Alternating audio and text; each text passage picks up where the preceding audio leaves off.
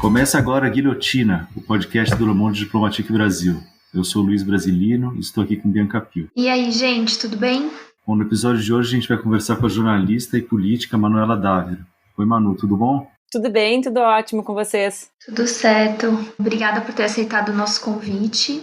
Bom, a Manuela é mestra em políticas públicas e fundadora do Instituto E Se Fosse Você, que é voltado ao combate das fake news e redes de ódio. Ela é filiada ao PCdoB, foi vereadora de Porto Alegre e deputada federal e estadual pelo Rio Grande do Sul. Em 2018, a Manuela foi candidata a vice-presidenta na chapa de Fernando Haddad, e a Manu já tem 3 livros lançados: Revolução Laura, Por que Lutamos, um livro sobre amor e liberdade, e Se Fosse Você, sobrevivendo às redes de ódio e fake news.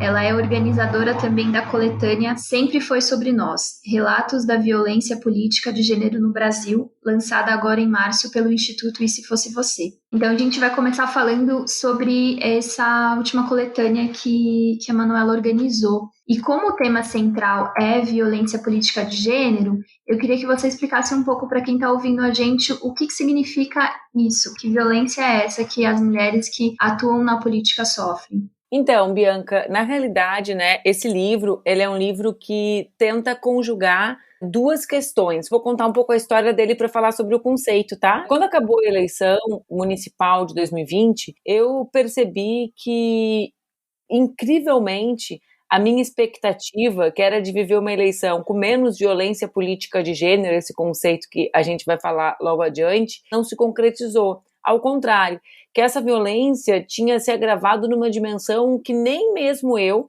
que havia disputado a eleição com Haddad, contra o Bolsonaro no segundo turno, que nem mesmo eu, que tinha sido alvo de toda aquela rede de ódio, estava preparada para viver.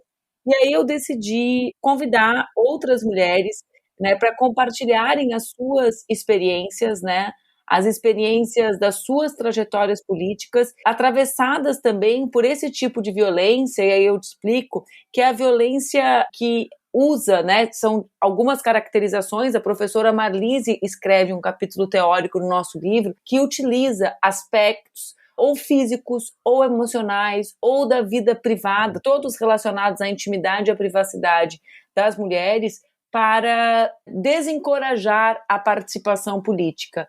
O Brasil, como todas as nações, há muito, historicamente vive a política com violência contra as mulheres. Basta lembrar que o Senado da República não tinha um banheiro feminino no plenário até pouco tempo atrás. Nós podemos lembrar de inúmeros incidentes, entre aspas, incidentes, mas de inúmeros fatos dentro do Congresso, mulheres deputadas sendo caladas por assessores, tendo o microfone cortado, mas a verdade é que depois do ano de 2015, com o início do processo de construção política do impeachment, do golpe contra a presidenta Dilma, a misoginia, o ódio às mulheres passou a pautar a relação política brasileira. A ascensão da extrema-direita brasileira é construída a partir do ódio às mulheres e, portanto, a violência política contra nós, ou seja, o uso de atributos físicos nossos, a violência psicológica, a violência física e inclusive a morte de Marielle Franco, o Brasil testemunhou o ápice da violência política contra uma de nós, contra uma mulher. Tudo isso passou a ser, digamos, desde 2015, muito mais intenso. E esse também é um testemunho comum meu, e das outras 14 autoras que escrevem o livro junto comigo. Manu, o Instituto Se Fosse Você trabalha com as questões das fake news, e das mentiras e a destruição de reputações, Como é que essa modalidade aí de ataque, interage com a questão da violência política de gênero? É ótima a tua pergunta, O Instituto, justamente, ele trabalha sempre com fake news ou desinformação e redes de ódio, porque a desinformação, as mentiras que circulam na internet, que nós convencionamos chamar de fake news, elas sempre são estruturadas a partir de elementos que existem na sociedade. Então, para usar uma expressão popular, é a fome encontrando a vontade de comer, como a gente diz. Por quê? Porque no Brasil, no nosso caso, no caso da democracia brasileira, racismo, misoginia e machismo, LGBTfobia, o uso das religiões, né? O medo, né, do enfrentamento à religiosidade, são elementos fundantes do nosso povo, né? Então, nós somos um país machista, né? Até porque o machismo, assim como o racismo, justamente dizemos nós, ele estrutura as relações da sociedade e não se vencem por decreto, né? Demandam transformações culturais e estruturalmente profundas. Então, na verdade, não existe fake news que não seja sustentada pela mobilização desses ativos ligados ao ódio e ao preconceito. E no caso brasileiro específico, né, como eu já disse na primeira resposta, o golpe contra a presidenta Dilma, que começa nas eleições de 2014 com a violência política de gênero contra ela e que cresce, ele foi legitimado pela misoginia. É evidente, nós sabemos, que o golpe não aconteceu para prejudicar apenas mulheres, ele prejudica mulheres e homens, ele é um golpe antinacional, antipopular e antidemocrático. Mas a maneira como o golpe foi legitimado socialmente foi a partir da misoginia, do ódio, né? Nesse caso, por ser uma mulher política, portanto, da violência política de gênero. Quem não lembra dos cartazes nas passeatas dizendo que se Dilma transasse, a economia brasileira melhoraria? Quem não lembra de Dilma de pernas abertas na bomba de gasolina, aquela gasolina que custava metade do preço do que custa agora, e ninguém viu jamais Bolsonaro de perna aberta num tanque de gasolina, né? Então, para fazer a comparação e para ver como ela choca, né? Ninguém nunca viu alguém atribuir algo à idade de Bolsonaro e a eventual potência ou impotência sexual dele, as questões da economia brasileira serem um desastre ou a absoluta incapacidade de lidar com o tema da pandemia. Então, a partir do golpe, a violência política de gênero e com a ascensão da extrema-direita passa a ser a regra da política. Eu repito, a extrema-direita brasileira se construiu, né, enfrentando de forma misógina as mulheres, né, criando, né, falsos estereótipos, criando conceitos absolutamente deturpados a partir da distribuição de fake news de quem são as mulheres feministas, né? Então é impossível, né, dissociar fake news de desinformação e, no caso brasileiro, de misoginia e violência política de gênero. E outra coisa interessante que você diz no livro é que a destruição dessas reputações, elas funcionam de forma acumulativa, né? Que as mentiras vão se acumulando, elas vão partir do zero a cada novo processo eleitoral. Pode contar um pouco como é que foi construído isso no seu caso? Então, isso é algo assim, talvez tenha sido o elemento surpresa para mim mesmo, né? Eu realmente achava, vê bem, eu tive mandatos desde os meus 22 anos de idade, né? E eu, num certo sentido, sempre sofri violência política de gênero, porque quando eu me elegi, eu era muito nova, e por ser muito nova, eu era incapaz. Depois eu me elegi deputada federal, a mais votada do país, e eu era chamada, né, pelo jornal, pela mídia tradicional, de a musa do Congresso, e isso era permanentemente atribuído, vinculado a uma suposta incapacidade intelectual minha. Então, sempre, permanentemente, né, havia o rebaixamento da minha capacidade intelectual, da minha militância, como ainda há, né, e havia esse destaque de características físicas ou emocionais ou de relacionamentos, enfim, minhas. Bom, disputei a eleição em 2018 e eu imaginava assim, nada, absolutamente nada, será pior do que o que eu já vivi, né, disputando a eleição contra Jair Bolsonaro, porque eu fui o alvo central de uma campanha marcada por fake news e ódio, ou seja, que poderá ser pior que isso? E, na verdade, quando eu entrei na eleição de prefeito, eu fui surpreendida por um sistema de destruição, né, minha enquanto mulher, a partir da minha condição de mulher, melhor dizendo, que foi um escândalo, né, absolutamente escandaloso, né, que consistia em diversos mecanismos utilizados, desde a construção de uma candidatura laranja, de um ex-namorado meu da juventude, para atribuir falsamente características a mim, em todas as entrevistas, em todos os debates, diante de um silêncio criminoso das instituições e dos candidatos homens, né, que simplesmente jamais se pronunciaram sobre aquela violência porque tiravam proveito, dividendos políticos disso. Então, isso é apenas para ilustrar. Numa cidade com 1.400.000 habitantes, nós derrubamos 600.000 fake news, né, a meu respeito, para ter noção da proporção do que nós estamos falando. E aí eu me dei conta que, na realidade, a violência política de gênero era como uma escada, que ela vai sendo escalada e não se desce os degraus, ou seja, cada eleição eles começam da última etapa de violência a qual eu tinha sido vítima, né? E não começavam do zero. E eu, que quando as pessoas me perguntavam se eu estava pronta para enfrentar a eleição depois de toda a violência de 2018, respondia quase que de maneira automática que sim, estava, porque afinal de contas nada seria pior do que o Bolsonaro, me dei conta que não, né, que eu estava enganada, porque eles começavam a partir do Bolsonaro, né, e não do zero. Manu, como é que opera, como é que você recebe essa questão de musa, né? Eu estava vendo essa semana, no Dia da Mulher, no 8 de março mesmo, a Camila Valadão, vereadora de Vitória, sofreu uma violência política de gênero ali na Câmara Municipal, né?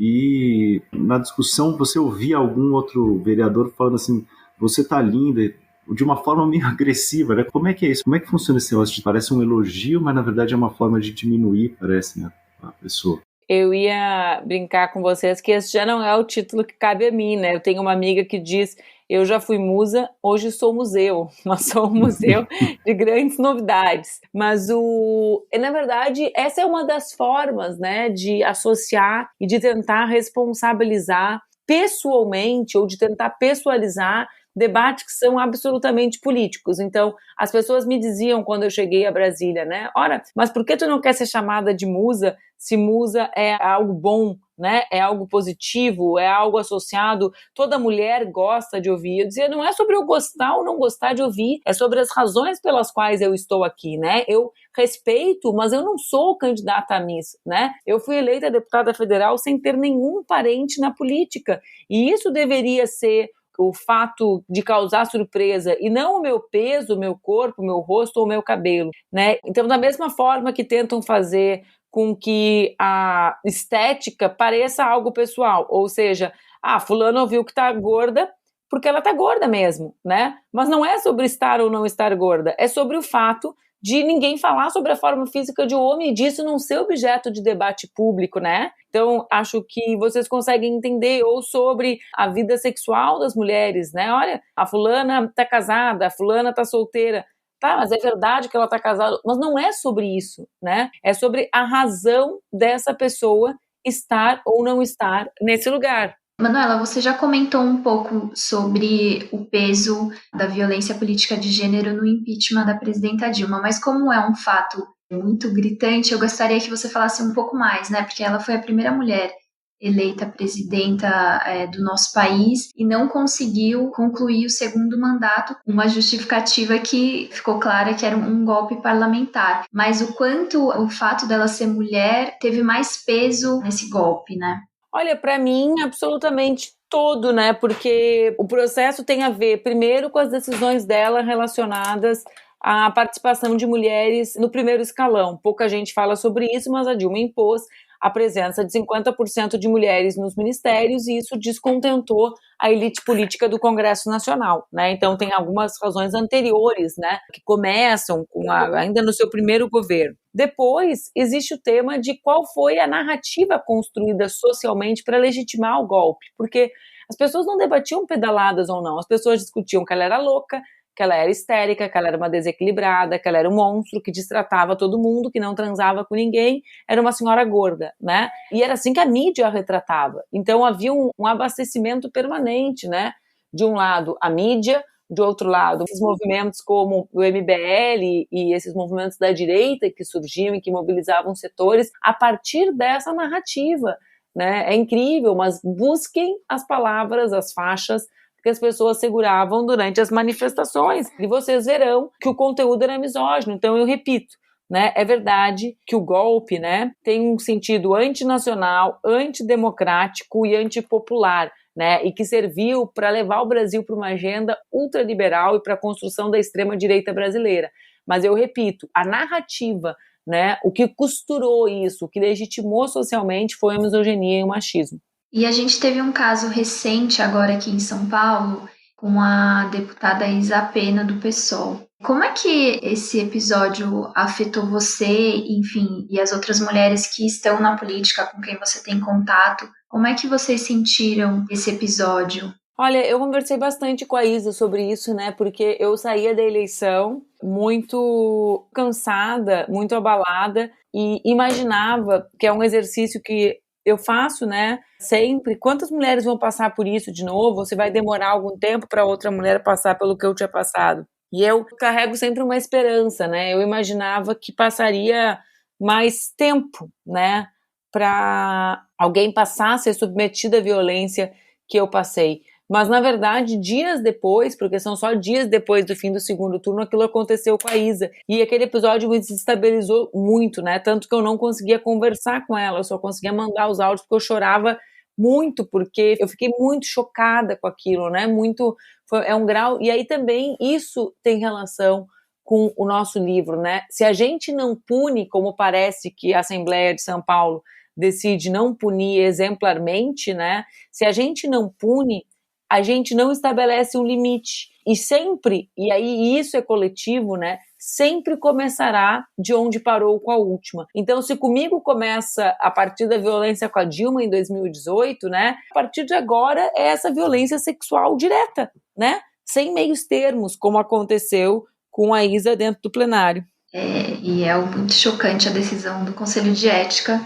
Diga-se de passagem, só tinha 2 mulheres, né? Para mim foi. E isso porque o Suplicy cedeu o lugar, né, para ele. É bem chocante mesmo essa decisão, quanto ela legitima a violência que a Isa sofreu, né? Exatamente. Uma outra questão que a gente queria colocar é a maternidade dentro desse contexto da sua atuação política, né? Porque a gente já sabe que essa é uma grande questão que afeta a vida das mulheres em geral, mas eu queria que você comentasse um pouco ela dentro do contexto da sua carreira política, né? A maternidade foi absolutamente transformadora da minha militância política, embora ela tenha acontecido, inclusive, num momento que eu tinha decidido fazer um giro para uma atuação mais local política, né? Eu saí de Brasília, mesmo tendo tido 500 mil de votos na eleição de 2010, decidi não concorrer à reeleição de 2014, para voltar a militar próximo dos movimentos sociais, fisicamente próxima, para poder viver novamente na minha cidade, Porto Alegre, e as pessoas achavam que aquilo era um cálculo eleitoral, elas achavam que eu queria concorrer em 2016 a prefeita, o que de fato eu não concorri. E eu engravidei e vivi a minha maternidade do jeito que eu achava adequada, dividindo responsabilidades plenamente com meu companheiro, mas amamentando exclusive a minha filha até os 6 meses, e isso fez com que a minha militância mudasse, porque eu também percebi algo que, como uma mulher feminista que não tinha filhos, eu não podia perceber, mas o quanto a maternidade e a rotina, né, de cuidados é um elemento excludente das mulheres da vida pública. E eu resolvi que não seria comigo, né? Porque eu demarcaria a existência desse empecilho. Ou então as pessoas veriam que esse empecilho existe, que as crianças existem, né? E é isso que eu me refiro como empecilho para as mulheres, porque para os homens nunca é. E eu, enfim, depois disso, né, num outro momento, aí a minha filha já tinha quase 2 anos, depois de eu desistir de concorrer a prefeita e falar para as pessoas, né?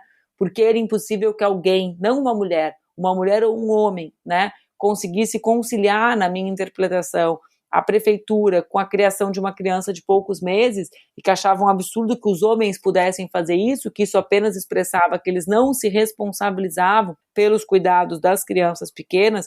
Depois disso, então, eu concorri primeiro a presidente, depois a vice-presidente, com a minha filha ainda sendo amamentada, porque ela fez aquilo que a organização, ela não, né, eu e ela, a Organização Mundial de Saúde recomenda, que é a amamentação complementar até os 2 anos, pelo menos, né? E isso que eu imaginava que seria acolhido com naturalidade, né? E eu até imaginava que o que seria questionado seria a ausência da Laura, porque nós mulheres somos vistos como cuidadores permanentes das crianças, as pessoas são acostumadas, né, cultural, isso estrutura as relações no nosso país. Aí foi o contrário, né, era incrível, a presença dela incomodava muito.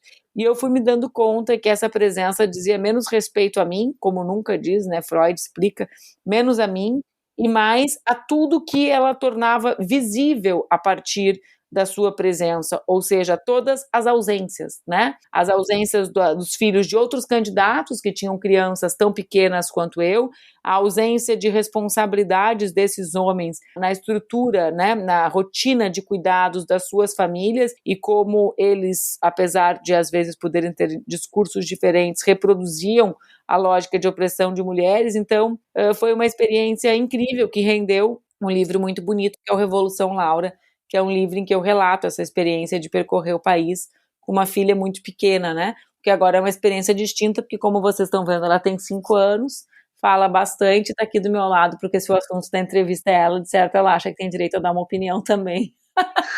É justo. Eu acho justo. Manu, como é que você enxerga nesse período de ascensão aí da extrema-direita, não só no Brasil, mas em vários países aí do mundo, em que essas violências elas são mobilizadas não só como uma forma de atacar as adversárias políticas, mas também funcionam bizarramente como uma plataforma política, né, de reforçar posições conservadoras. Como é que você analisa esse processo? Eu realmente acho, né, a extrema-direita no mundo, ela se organiza a partir disso, né, a partir da construção de fake news sobre os chamados novos atores sociais, que de novos não tem nada, né, porque nós mulheres e os negros e as negras lutamos nossas vidas inteiras, a história da humanidade é a história das nossas lutas também, né, mas surgem a partir da construção desse conjunto de desinformação e mentiras que envolvem esses atores, e, portanto, a plataforma política é uma plataforma de manutenção do status quo, né? E esse status quo é o Estado heteronormativo, masculino, machista. Então, assim, nós somos, e somos de fato, a ameaça, né, a essa ordem de poder das guerras, da violência, dos homens brancos engravatados, reunidos discutindo apenas aquilo que diz respeito a eles mesmos, né? Nós somos realmente a ameaça daqueles que defendem que a austeridade fiscal é o eficaz e eficiente para garantir a dignidade das pessoas, porque nós sabemos que sem políticas públicas não há emancipação das mulheres, sobretudo das mulheres negras. Então, eu entendo que é impossível dissociar, né, essa ascensão da extrema-direita da onda, né, digamos assim, de violência contra mulheres e contra as chamadas minorias. É um processo que funciona na busca de justificativas, né, para a crise, para o desmonte provocado aí por esses anos de política neoliberal, né? Acho que sim, exatamente. A Margaret Thatcher dizia, né, lá atrás, que não existe sociedade, existe o indivíduo, no máximo a família, né? Quando ela diz isso, na verdade, ela traveste essa família, né? Ela responsabiliza mulheres pelos serviços que o Estado teria que dar conta, né? Que é um movimento muito parecido com o que a gente assiste agora, né? De mega responsabilização, porque se não pode ter investimento em escola, por exemplo, alguém tem que ficar com as crianças, esse alguém seremos nós. Então esse movimento precisa, né, para legitimar as suas medidas de diminuição do Estado, precisa fazer ou precisa se esforçar para que as mulheres voltem para casa, né? Uhum. E como enfrentar isso sem cair nessa armadilha, né, Manu? Já que eles estão fazendo isso de propósito, como combater sem promover, digamos assim? Porque me parece que essas agressões, essas violências, algumas vezes são feitas de forma de propósito, ou então, se não são feitas de propósito, depois elas acabam funcionando como uma forma de aumentar a popularidade de certos candidatos e de certas agendas. É que isso tem relação com outros elementos, né? Isso tem relação, sobretudo, com a maneira como o algoritmo se comporta, né? Então, isso é algo menos humano e algo mais promovido pelas regras do algoritmo, que a gente não sabe quem faz, né, e nem como funciona, mas sabemos, né, e esse é um dos grandes debates, algumas democracias debatem, né, quem comanda o algoritmo, né, quem determina o que é relevante para o algoritmo, mas a gente sabe que essas oposições, né, e que esses fatos movimentam o algoritmo, que o ódio movimenta o algoritmo, então isso tem relação com o mega poder que as plataformas têm hoje no mundo, né. Eu queria fazer uma pergunta sobre a pandemia, esse contexto de pandemia que a gente está vivendo. Você estava falando, quando você respondeu a pergunta da maternidade, sobre o quanto o cuidado recai sobre as mulheres, enfim, desde sempre. Mas agora a gente tem visto essa discussão mais latente justamente porque a pandemia deixou isso muito mais escancarado, né? Então, tudo veio para o ambiente doméstico, a mulher tem que lidar com o trabalho, a casa, o cuidado com os filhos, enfim, todo esse acúmulo de funções que sempre existiu, mas que agora está mais exacerbado, né? E eu queria, dentro desse contexto, que você comentasse a importância de termos mulheres na política para pensar justamente essa economia do cuidado, que não é levada em consideração, a não ser por mulheres que passam por essa situação, né? Na realidade, eu concordo contigo. O que a pandemia fez foi jogar o trabalho, né, das pessoas para dentro de casas e visibilizar para as mulheres de classe média um conjunto de trabalhos que não são eventualmente desempenhados por ela, como são os trabalhos terceirizados, né? As mulheres contam com um conjunto de serviços prestados por outras mulheres, como são as faxineiras, as domésticas, as cozinheiras, né? E contam com a escola. Então, se tu desfaz essa equação, sobretudo a dimensão da política pública, que é a escola, que atende a toda a sociedade, tu evidencia o quê? O colapso de uma estrutura social, né, baseada em cuidados, e como isso pode recair sobre apenas uma parte da sociedade, ou seja, as escolas fecharam e invariavelmente são as mulheres que estão sobrecarregadas com os seus filhos e com os seus trabalhos, né? As mulheres de classe média não dispõem mais de pessoas para dar conta do trabalho doméstico delas enquanto elas trabalham em outros espaços. Bom, então esse é um trabalho que recai sobre elas. E no Brasil isso torna-se ainda mais grave porque nós mantemos essa estrutura de trabalho doméstico que faz com que parte da classe média sequer perceba a sua condição de trabalhador ultraexplorado, né? Porque as jornadas de trabalho e etc. também têm relação com o volume de trabalho que essas pessoas não tinham nas suas casas. E que as francesas, as alemãs têm, né? Porque não existe essa estrutura para dar suporte. Então, eu acho, Bianca, que a pandemia apenas torna mais evidente, mais revelador o fato de que o trabalho reprodutivo, ou seja, isso que ele é, como diz a Nancy Fraser, o que estrutura o trabalho produtivo. Não existe sociedade produtiva, e eu não falo só da lógica óbvia, né, de que se nós mulheres não parirmos, não permanecerá a espécie a qual pertencemos, porque depende do nosso trabalho, né, dos 9 meses de gestação, dos 6 meses de amamentação, de um trabalho que não pode ser biologicamente compartilhado.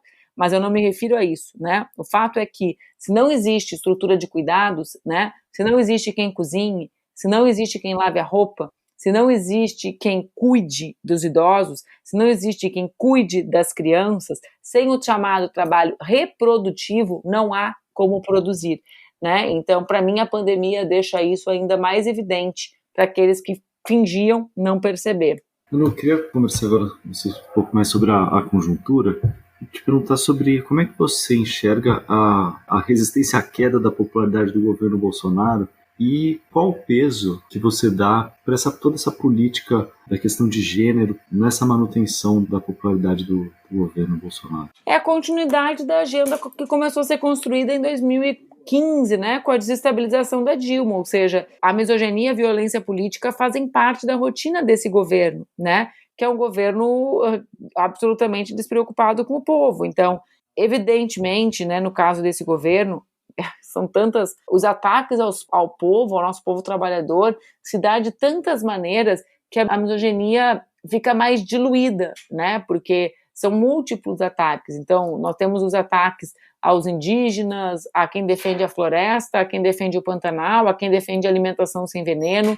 Nós temos os ataques a quem defende vacina, nós temos o negacionismo todo com relação ao tema da pandemia, nós temos os ataques com relação a quem defende renda emergencial, nós temos os ataques com relação aos artistas e as perseguições de liberação da Rouanet ou da Aldir Blanc. Então, ele é um governo marcado por muita violência, não só a violência contra as mulheres. Ele é um governo da violência e da morte, né? Esse é o governo do Bolsonaro, é o governo da violência e da morte, contra tudo e contra todos, né? E nisso também se encontra a violência política de gênero. Eu li que ontem mais de 60 nações firmaram um documento relacionado ao tema da saúde da mulher.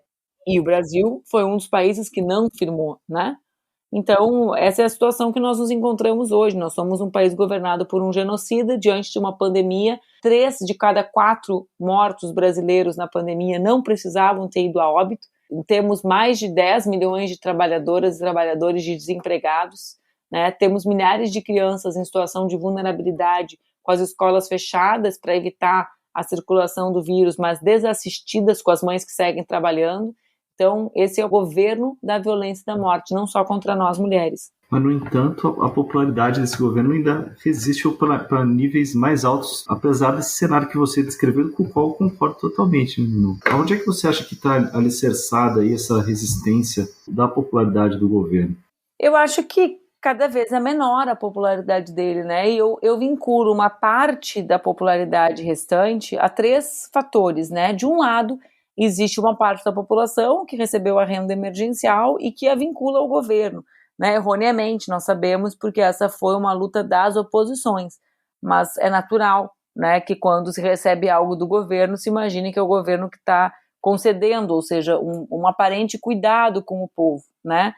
Acho que existe um tema relacionado à insatisfação geral com a pandemia, que encontra eco no discurso do presidente, porque todos nós não aguentamos mais, né? De múltiplas maneiras e por múltiplas razões, não aguentamos mais viver sob a pandemia. Então, é como se a voz dele fosse a voz do nosso subconsciente coletivo que não aguenta mais. Agora, esse não é o papel de um líder, né? O papel de um líder num momento crucial como esse é enfrentar e conduzir a nação para a solução dos seus problemas, não para o fim, né? No sentido do genocídio completo. 3, acho que existe uma parte dos brasileiros e brasileiras, eu torço, trabalho e quero que seja menos que 10% desses que aderem às ideias de Bolsonaro, porque acreditam e compartilham com elas, ou seja, que defendem a necropolítica mesmo e que imaginam que apenas o extermínio de multidões, né, como a necropolítica tem feito, inclusive no nosso país, poderá nos ajudar a resolver os nossos problemas. E pensando um pouco nas perspectivas de formação de uma frente ampla, você acha possível, viável? E por que você acha que ainda a gente não chegou nessa formação da frente, assim? Você tem participado de conversas sobre isso, enfim? Eu realmente torço e trabalho para que isso se materialize, né? Porque a realidade objetiva, a realidade concreta exige da gente esse grau de unidade. Eu acho que existem 2 graus de unidade, né? O primeiro é o grau de unidade para interromper o genocídio conduzido por Bolsonaro, que tem que ser a unidade entre todos aqueles que defendem simplesmente 2 questões: democracia e o fim do negacionismo, democracia e ciência, democracia, vacina e renda emergencial, né? Por quê? Porque isso é uma unidade ampla para barrar as destruições de Bolsonaro e para salvar as vidas, né? Não é algo discursivo, é algo para salvar as vidas das pessoas. E existe um segundo grau de unidade, que para mim deve ser o grau de unidade nosso com a chamada esquerda e centro-esquerda, que é a construção de um programa político para reconstruir o Brasil. E para mim, nós tiramos, né, digamos assim, tanto o desdobramento dessa frente ampla, né, e do programa eleitoral da realidade concreta do Brasil. É isso que o Brasil exige da gente. Eu espero que as direções dos nossos partidos estejam à altura do que a realidade nos exige. E Manu, para encerrar o episódio de hoje, a gente queria que você comentasse qual você acha que é o peso da anulação dos julgamentos de Lula nesse cenário. Olha, é o esforço do Brasil encontrar a reconstrução da credibilidade das suas instituições, né? Porque o processo de perseguição ao Lula é marco, né, dessa desconstrução das instituições e da democracia brasileira. E, portanto, objetivamente, né, a decisão relacionada a ele é um passo, né, que nós damos para nos reencontrar com a democracia plena e com as instituições. E do ponto de vista político, é fazer com que um dos principais jogadores volte para o time, né? Ou seja, Lula retoma os seus direitos políticos e caberá a ele tomar a decisão sobre a construção ou não da candidatura. Bom, gente, esse foi o episódio 107 com a Manuela Dávila, que infelizmente caiu agora no final, quando ela finalizou a última pergunta e a gente não conseguiu se despedir, mas a gente agradece ela pela participação. E tem a edição especial, né, Luiz? Exato, a edição de março aí do Le Monde Diplomatique, que discute as perspectivas do futuro aí do governo Bolsonaro e de como enfrentar essa conjuntura, focado no debate sobre a construção de uma frente de esquerda, frente ampla, frente democrática. Tá bem interessante, a gente tem 14 artigos, se eu não me engano, de vários especialistas aí, seja da academia, dos movimentos sociais, de partidos. Vale a pena conferir. Quem quiser assinar ainda já não recebe mais a edição desse mês, né, Bianca? Tem que fazer a compra avulsa ou fazer a assinatura digital. Isso, e lembrando que a assinatura digital é a partir de R$ 9,90 por mês e você tem acesso a todas as edições. Então, quem tiver interesse é diplomatique.org.br/assine. Isso. E para fechar o episódio de hoje, eu queria comentar que o Guilhotina está fazendo parte do podcast É Delas 2021, que é uma campanha feita na podosfera para inserir e promover uma maior participação das mulheres na mídia podcast. Então é isso, estamos junto com a Central 3 nessa e vamos valorizar a campanha porque ela é bem importante. É isso, gente. Até a próxima. Até semana que vem.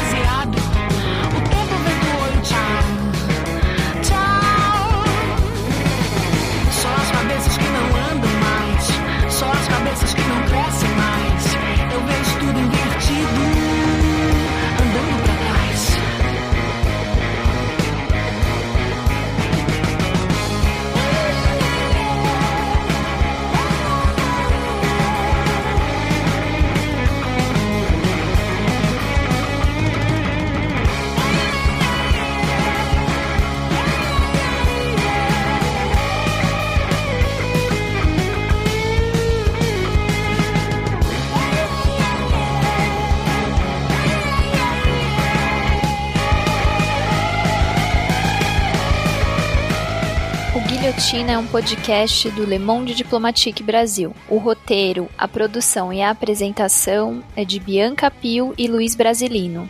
Edição de Domênica Mendes. Apoio técnico Central 3.